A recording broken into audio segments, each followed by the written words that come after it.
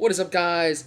Welcome back to the channel, and today we are here for the Great Balls of Fire pay-per-view predictions. And the first match, we're going to get right into this, by the way. Not even going to waste any time. First match, Enzo Amore versus Big Cass. Grudge match. Shocking how these two split up as a tag team, and now they're against each other. Just WWE swerved me on Raw when they teased a reunion of Enzo and Cass, but nope. Another heel turn for Cass. Cass is turning face and heel faster than the Big Show. And Big Cass, he's going to continue being a heel. Of course, I think that's a little obvious, but Big Cass is going to squash Enzo Amore at Great Balls of Fire. Mark my words. It's not that complicated. Enzo Amore, WWE isn't favoring him that much as a single superstar, but they are saying Big Cass, they love Big Cass as a single superstar, and so Big Cass is just going to dominate Enzo Amore. Also, it's logic. The big man would obviously trample the little smack-talking, not really talented wrestler. So, it's kind of logic here. Big Cass wins. Next, we have the WWE Cruiserweight Championship match, as you got the champion Neville versus Akira Tozawa of the Titus brand. Hurrah, hurrah, hurrah! Just had to throw in some Titus O'Neil. It's a kickoff match, which every Cruiserweight match is a kickoff match now. I mean, it's kind of stupid. They should have it on the main card. But Neville and Akira Tozawa, why would you stop Neville's reign as champion now? Akira Tozawa, it's not his time yet, in my mind. And Neville's just going to go on as one of the best Cruiserweight champions so far, and could be one of the best ever. I don't know. We'll have to see what the future holds for the Cruiserweight division, which is kind of bad. I don't like the Cruiserweight division that much. My favorite's Neville, obviously. Neville is great. And just one more thing, Austin Aries deserves to be on the main roster, not with the Cruiserweights. So Austin Aries should be going to bigger and better things. So we got the Intercontinental Championship matchup. We got the champion, The Miz, versus Dean Ambrose, the challenger. Now, this, I kind of don't want to see, just because of Dean Ambrose. I'm sick of seeing Dean Ambrose's face. Who cares? Basically, there's nothing WWE can do. My interest for Dean Ambrose has dipped down so low, they cannot bring me back. I used to be so high on this guy in like 2015 when they broke up with the Shield. But now, he's just been thrown into the trash. And now, Seth and Roman will always be better than Dean Ambrose. Now, as for The Miz is one of the best superstars. He was one of the best on SmackDown Live. He still is on Raw. He's really good. And he has his own Miz-Taraj now with Bo Dallas and Curtis Axel, which I love. You're putting two superstars that have nothing to do, and you're giving them a role on WWE TV. I like it. And just with that in mind, The Miz is going to win. I mean, why would Ambrose win in a million years? You got Maurice, The Miz-Taraj, and The Miz is a great wrestler. How can The Miz lose to Dean Ambrose? It's almost impossible. Unless Ambrose brings the Ball family, the big baller brand. That would be something to see. That'd be interesting. But it's not going to happen. The Miz is going to win. Mark my words. So now we got the Raw Tag Team Championship match. A match which I'm really, really excited for. You've got the champions, Cesaro and Sheamus, versus the delightful tag team of the Hardy Boys. It's a 30-minute Iron Man match. 30 minutes of excellent tag team action. Now, spoiler alert, Sheamus is going to film a movie, so they're going to lose. That's basically it.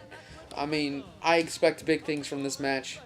Cesaro and Sheamus, great technical wrestlers, and the Hardy Boys, they have become one of my favorite superstars today in the WWE. I love them. Just love them. And they'll be even better when Matt Hardy becomes broken. And so he will delete everyone on the roster, and maybe he can go for a world championship run We'll have to see in the future. But for now, the Hardy Boys are going to be your 2-time Raw Tag Team Champions when they beat Cesaro and Sheamus. Now here comes a match which I really don't give a crap about. Seth Rollins versus Bray Wyatt. I do not care about this match. Like, they're two talented wrestlers, but one, Bray Wyatt is just speaking stuff out of his ass. And speaking of speaking stuff out of his ass, his ass is going to be kicked at the pay-per-view. So basically what Bray Wyatt's saying is worthless. And that's basically every Bray Wyatt feud. Except maybe the one with Randy Orton when Bray Wyatt won his WWE title. That was cool. But then he lost it to Randy Orton, and Randy Orton had a boring WWE title reign. But Seth Rollins, he is the WWE 2K17 or 2K18 cover star. There should be better things for Seth Rollins than facing Bray Wyatt. So it's pretty much a guaranteed win for Seth Rollins because Bray Wyatt doesn't win in 2017, if you haven't really noticed. So yep, Seth Rollins over Bray Wyatt. I'm calling it right now. I don't expect much from this match. This is not going to be exciting to me. There we go. Women's wrestling. Now, I watched Glow, the series on Netflix. I liked it. And here we got some women's wrestling on WWE. You've got the Women's Championship, Raw Women's Championship match. We got the champion, Alexa Bliss, versus Sasha Banks. And Sasha Banks, guess what? She's not going to win. Not yet. Definitely not yet. Alexa Bliss, great heel. She's been great with that title. But Sasha, I mean, her win isn't going to come until maybe SummerSlam. And now's not the time for Sasha to win. And Bliss is just amazing. Why would you take the title off of Bliss anyways? So Alexa Bliss is going to win this match. And I think this match is going to be pretty good. I'm kind of excited for this one. Can't wait to see how it goes. So now we got the co-main event of the show. Roman Reigns versus Braun Strowman in an ambulance match. And I need to be saying this more often. I'm excited for this Roman Reigns match. I am very excited to see what these two bring to the table. They've already had a match before, I believe. And that match was really good. And I don't think they're going to disappoint for this ambulance match. I mean, Strowman is a beast, and so is Roman. Roman, Strowman almost sound the same. Similar kind of body types, except Strowman is the bodybuilder, and Roman is the big dog. But for who I think is going to win, it's going to be Roman. I mean, let's face it. It can go either way, but I just think with WWE and them wanting to push Roman Reigns as the top face of the WWE, and the rumors that are, I don't know if it's confirmed yet, but I think Roman's supposed to be challenging for the Universal title at SummerSlam. So why would Roman lose to Strowman unless Strowman is challenging for the Universal title? So it kind of doesn't make sense to me that Roman would lose in this situation. So Roman always wins. Roman Reigns wins. Ta-da. Everyone's gonna boo. And now for the main event, the most hyped up match of the show. The match that I am really, that didn't even make any sense. That's how excited I am for this match. You got the Universal Championship match. Brock Lesnar versus Samoa Joe. This match needs to go at least 15 minutes back and forth. If it exceeds 15 minutes, life is good in the WWE, because this match is going to be pure gold. Two ass kickers in one ring fighting for the Universal title, a title which you haven't really seen that much of because Lesnar's a part-timer. So this does feel like a big fight field because it is a big fight for the big title. The winner's probably facing Roman at SummerSlam, but the result, it's kind of obvious, Brock Lesnar. Because Samoa Joe, it's probably a little too early to have him win. But Lesnar, he's not going to go down without a fight. Lesnar beat Goldberg, The Undertaker. Lesnar has beaten so many. legends. He's beaten Orton, Cena. He's dominated Cena. I do not see him losing to Samoa Joe in this situation. Not yet. But before I end this video, I need to put out a dream scenario for this Great Balls of Fire match. I did pitch this idea in a YouTube video. The channel creator, his name is MOBB3D, Mobbed Brandon. I put it as a comment. I will put the video in the description. Go look at his video, please. It's a lot longer than this one, and it's going to be a lot more analytics in Brandon's video. But I listened to it today, and I got this perfect idea on how WWE can just boost their ratings and make their product exciting. So you got Samoa Joe. He beats Brock Lesnar at Great Balls of Fire. So now Samoa Joe is the Universal Champion.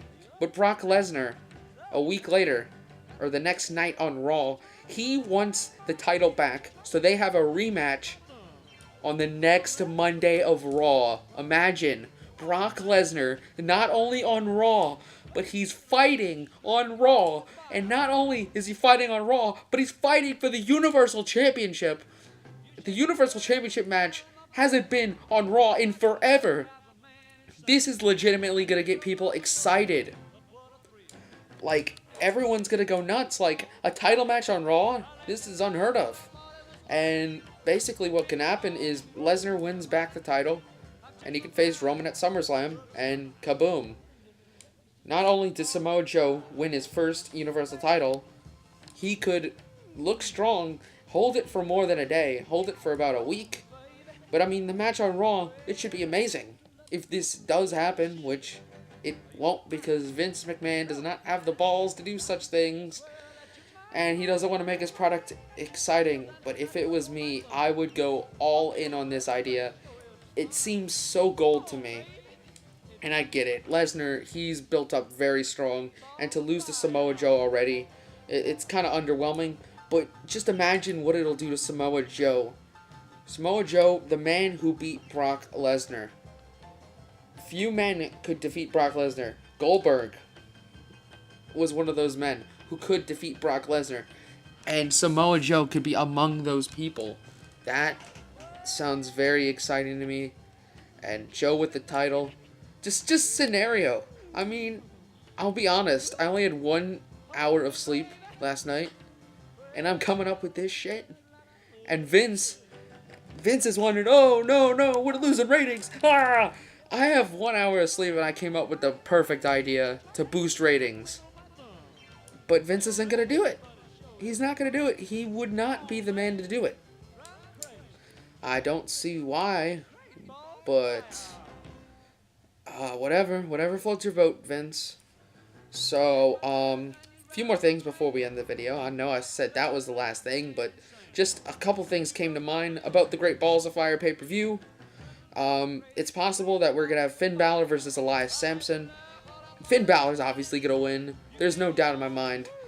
Finn Balor, I don't mind if they have a longer match than expected, like a 10-minute match. But as long as Balor looks strong coming out of it, and Elias Sampson has some credibility at the end of the match, I'm alright with it. I'm all in for this match. Another match is Goldust versus R-Truth. This better not be on the pre-show if it does happen at all, because I feel like this match deserves some hype, and the person who should win this match is Goldust, because Goldust, if he wants to push this new heel character of his, he needs some wins. Like, he can't lose to R-Truth, who's just a jobber now. He's going back to the jobber status, and he's probably going to leave WWE later in the 2017, because, I mean, there's nothing for him. He's basically Jack Swagger of last year, or maybe it was some of this year. I don't remember when Jack Swagger got released, but just Swagger had nothing. He had nothing going for him, and so he asked his release from WWE. Seems like the same thing would happen to R-Truth, because, I mean, seriously, what is the motivation of staying in the WWE now for R-Truth? He's pretty old, from what I can tell. Hold on a second. I know I'm already dragging out this video longer than I should be. He's 45 years old. And the fact that he's still wrestling. I mean, people don't even acknowledge the fact that R-Truth is very old to be wrestling. Like, Triple H is 49. Let me just confirm that real quick. Triple H is 47, I'm sorry. He's 47 and is doing part-time work. And you've got R-Truth, man who's older than John Cena. And he's still doing it full-time. Props to R-Truth, but it's probably becoming the end of his run in WWE. So, you gotta send Truth out on a loss, unfortunately. But yes, guys, that is the end of the Great Balls of Fire predictions. And I'll be sure to come out with a review a day after, or the night of, or after Great Balls of Fire. So, guys, until next time, I'll see you guys in the next video for some more content on the FlappyChicken channel.